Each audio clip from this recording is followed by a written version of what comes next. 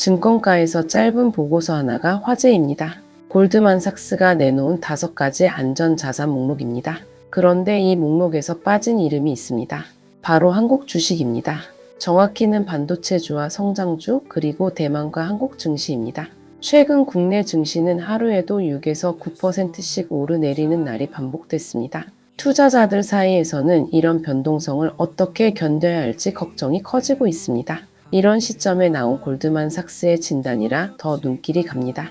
여러분께 질문 하나 드리겠습니다. 지금 보유한 반도체주나 관련 ETF 계속 들고 가시겠습니까? 아니면 안전자산으로 일부라도 옮기시겠습니까? 그리고 하나 더 여쭙겠습니다. 퇴직연금이나 개인연금 계좌 안에서도 이런 흐름을 그대로 따라가고 계신가요? 골드만삭스는 이번 보고서에서 흥미로운 표현을 썼습니다. 모멘텀 거래라는 개념입니다. 쉽게 말해 최근 많이 오른 인기 종목을 따라 사는 투자 방식입니다. 문제는 이 방식이 지난 몇 주 사이 크게 흔들렸다는 점입니다. 골드만은 이 모멘텀 거래와 가장 밀접하게 움직이는 자산으로 반도체주와 대만, 한국 증시를 지목했습니다. 즉 최근 국내 증시의 급등락이 우연이 아니라는 뜻입니다. 전 세계적인 자금 흐름의 변화와 맞닿아 있다는 이야기입니다. 그렇다면 이 흐름에서 비교적 자유로운 자산은 무엇일까요? 지금부터 하나씩 짚어보겠습니다. 지금까지의 핵심을 한 문장으로 정리하면 이렇습니다.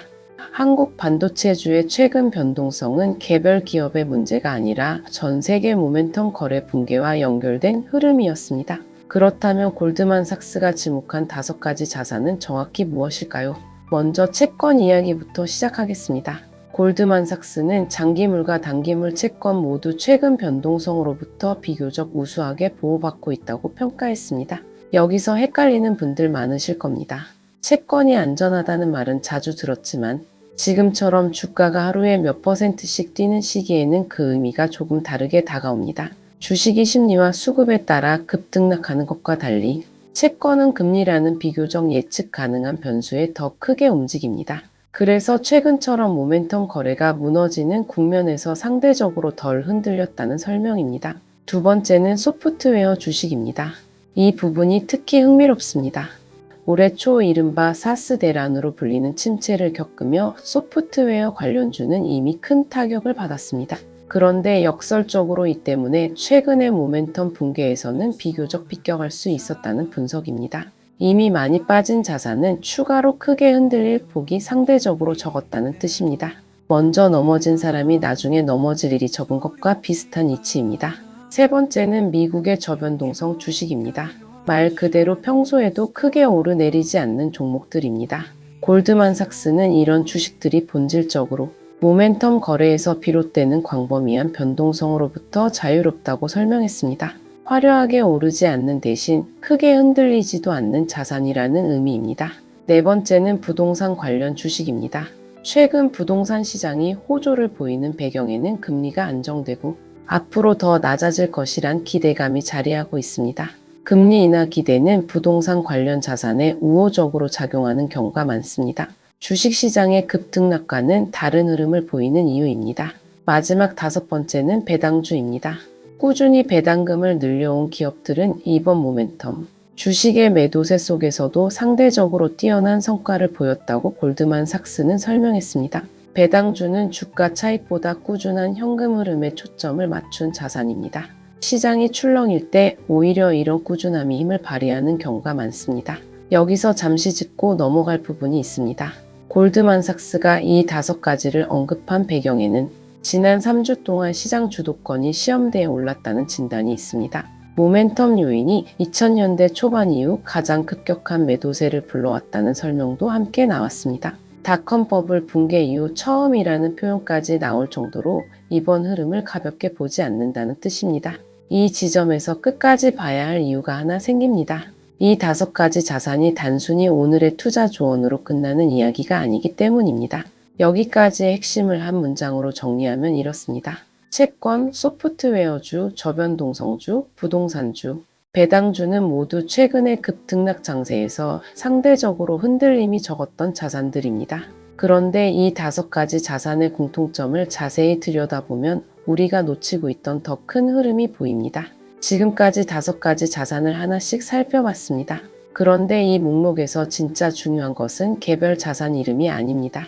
이 5가지의 공통점입니다. 채권, 소프트웨어주, 저변동성주, 부동산주, 배당주. 이들의 공통점은 하나같이 화려하지 않다는 점입니다. 단기간에 크게 오르지도 않지만 반대로 크게 흔들리지도 않는 자산들입니다. 반면 최근 몇 달 국내 시장에서 가장 큰 관심을 받은 것은 정반대의 성격을 가진 자산이었습니다. 단기간에 크게 오를 수 있는 대신 그만큼 크게 흔들릴 수 있는 자산입니다. 이 차이를 이해하는 것이 이번 뉴스의 핵심입니다. 한 60살 부부를 떠올려 보겠습니다. 퇴직금과 국민연금 그리고 그동안 모아온 개인연금이 노후 생활의 전부입니다. 이 자금은 화려한 수익률보다 꾸준함이 더 중요한 돈입니다. 그런데 최근 몇 년 사이 반도체주와 관련 ETF에 대한 관심이 커지면서 이런 노후자금 성격의 돈도 변동성이 큰 자산으로 옮겨가는 경우가 늘었습니다. 골드만삭스의 이번 보고서는 특정 종목을 사라 팔라는 조언이 아닙니다. 지금 전 세계 자금이 어떤 성격의 자산으로 옮겨가고 있는지를 보여주는 신호에 가깝습니다. 모멘텀 거래가 무너지는 국면에서는 그동안 인기를 끌었던 자산일수록 더 크게 흔들릴 수 있습니다. 반대로 꾸준함을 목표로 하는 자산은 상대적으로 덜 흔들립니다. 여기서 한 가지 생각해 볼 지점이 있습니다. 많은 분들이 노후자금과 투자자금을 같은 기준으로 바라봅니다. 하지만 이 2가지는 애초에 성격이 다른 돈입니다. 투자자금은 잃어도 다시 채울 시간이 있는 돈입니다. 반면 노후자금은 잃으면 다시 채우기 어려운 돈입니다. 이 구분이 흐려질 때 좋은 기업을 골랐어도 결과적으로 손실을 볼 수 있습니다.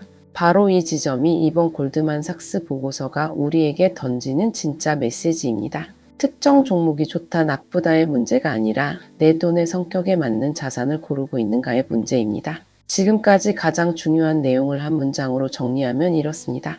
이번 보고서는 어떤 자산이 오를지가 아니라 어떤 성격의 자산이 지금 시기에 더 안전한지를 보여주는 신호였습니다. 그렇다면 이 신호를 우리 삶에는 어떻게 적용해야 할까요? 마지막으로 이번 뉴스가 우리에게 남긴 의미를 함께 정리해 보겠습니다. 경제 뉴스는 종종 정답을 찾으라고 재촉하는 것처럼 느껴집니다. 지금 사야 할 종목은 무엇인지, 지금 팔아야 할 자산은 무엇인지. 하지만 이번 골드만삭스 보고서가 말하는 것은 정답이 아니라 균형입니다. 채권과 배당주, 저변동성 자산이 무조건 좋다는 뜻이 아닙니다. 지금처럼 시장의 변동성이 클 때는 내가 가진 자산 중 어느 정도가 흔들림에 취약한지 점검해 볼 필요가 있다는 뜻입니다. 노후자금인지 여윳돈인지 몇 년 안에 써야 할 돈인지 이 구분에 따라 같은 반도체주라도 가져가야 할 비중이 달라질 수 있습니다. 퇴직연금이나 개인형 IRP 계좌를 가진 분들이라면 특히 이 균형이 중요합니다. 연금 자산은 수십 년에 걸쳐 쌓아온 만큼 단기 변동성보다 꾸준함이 더 중요한 돈이기 때문입니다. 최근처럼 하루하루 시장이 크게 흔들리는 시기일수록 화려한 수익률보다 잃지 않는 전략에 눈을 돌리는 투자자들이 늘고 있습니다. 골드만삭스가 지목한 5가지 자산도 바로 그런 흐름을 반영한 결과입니다. 앞으로 이 모멘텀 거래의 붕괴가 얼마나 이어질지 그리고 어떤 자산으로 자금이 옮겨갈지는 계속 지켜봐야 할 문제입니다. 오늘 여러분께 질문 하나 드리겠습니다. 지금 여러분의 자산 중 화려한 수익률을 좇는 돈과 꾸준함을 지켜야 하는 돈, 그 비중은 어떻게 나뉘어 있습니까? 이 질문에 대한 답을 스스로 점검해 보는 것만으로도 지금 같은 변동성 장세를 조금 더 차분하게 지나갈 수 있을 것입니다. 여러분의 생각을 댓글로 남겨주시면 다음 영상에서 함께 다뤄보겠습니다.